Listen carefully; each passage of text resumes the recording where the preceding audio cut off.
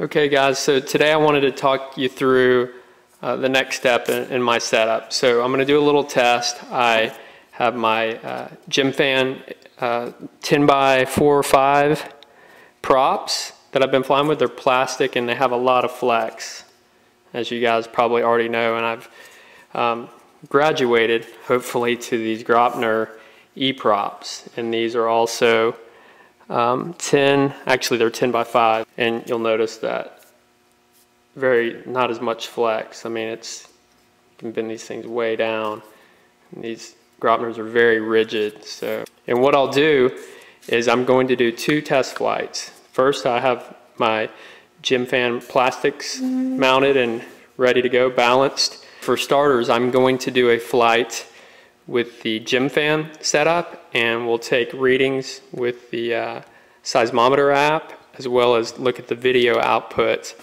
from the GoPro. Then, I'll follow up. We'll balance and then mount the E-props. Take it up for a flight and look at the onboard footage, as well as the iSeismometer just vibration characteristics, and kind of do a comparison of the two. And as you probably know, I've spent a lot of time working on just the dampening of vibration that comes to the GoPro. And the reality of it is I've received several comments that say, hey, you should just mount directly to the frame like I have here, and nip the vibration problem at the source, which would be the motors and the props. Okay, so before we take the quad up for a flight with the GoPro, I'm going to run the iSeismometer app, but it's actually mounted using this vibration material called Zeal. It's made by a company called Kyosho, and been very impressed with it. In a previous video, I'd done a lot of testing with different vibration materials, and this is a good one. But I had zip ties, if you saw it, that came across. So several people pointed out that if you have a zip tie touching the frame and the phone, then you're transferring vibrations there. So I have 3 little strips, kind of see them sitting in there, top, middle, bottom, and this stuff is super sticky. You can notice the quad weighs about a little over 3 pounds, and I got double sticky on there, and it's keeping the phone mounted, so I don't have to worry about the risk of losing my iPhone. So I'll take it up for a flight. We'll look at the onboard footage, and then we'll move on to the Graupner E-props.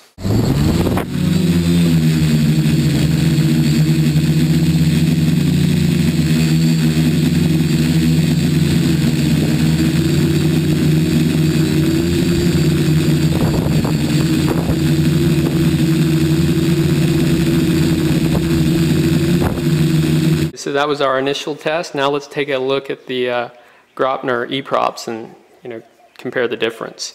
One thing I want to point out, and I don't have the stock DJI motors. They're the actual. These are iPower motors, 750 kV, and the shaft on these guys is about 6 millimeters in diameter.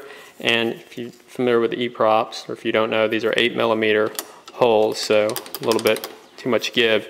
You can actually get a set of washers that do the conversion, from 8 millimeter to 6 millimeters. So definitely want to, be aware of that. And all you need to do is just take that washer and throw it in there, and then you'll set it down, and you should be nice and snug. For my balancing, I'm not really scientific, or probably not the ideal method, but it works. So I have this little balancing rig, and I'm showing you a chipped prop just to demonstrate that this balancing mechanism does work. So you put those together, give a little bit of play. Okay, so if we'll take the chip side over here, keep this level, I'll let go, and you'll see it the chip side obviously rotates to the top because most of the weight is on the good end of the prop. I have my E-prop on, and we'll just take a look. Different angles. This looks pretty well balanced, so I'll go ahead and just spin it real quick. See if it stays in place. Yep. Check with the second prop.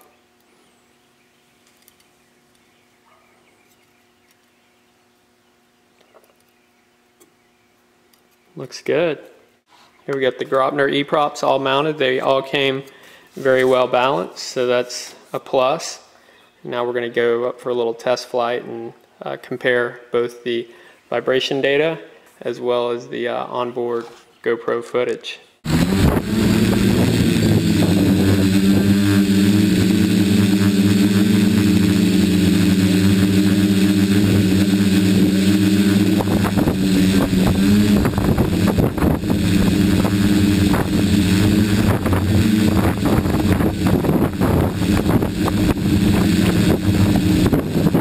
Okay, so that was our test. We're going to take a look at the results. Let's just take a quick look at this data from the iPhone for each of the prop selections. So looking at Gemfan, the Gemfan chart, you can see there's quite a bit of vibration on all axes. And if you look at the Z, which is this kind of orange-yellow, definitely a lot of vibration going on there.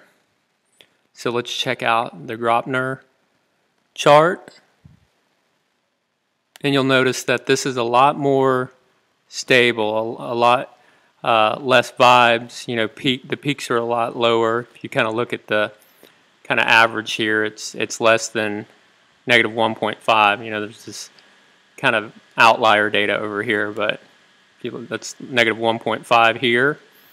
And if we go back to Gemfan, you'll kind of see that it definitely averages a lot more than that on the Z-axis. And so one last thing that I want to point out when looking at this data, there's, you know, as I mentioned, the Graupner vibes are definitely a lot less. So, you know, there's a good chance that the Zeal, you know, the vibration material that I mentioned earlier, just worked well in canceling out the frequency of these vibrations, and that might play a part here as to why we're seeing so much less. But, you know, from what I've heard, that the Graupners are definitely a better prop and have a lot less flex and just fly better. So the data sure does show that the Graupners are a less noisy prop. And I'll post a link to this Google Spreadsheet in the description below if you want to take a look at this data in closer detail. The final test I want to run is the E-props with this Kyosho Zeal. As you can see, I have 3 kind of strips underneath, and then strips in the back to keep it off, you know, basically isolate it from the TBS discovery frame. So let's take a look at that.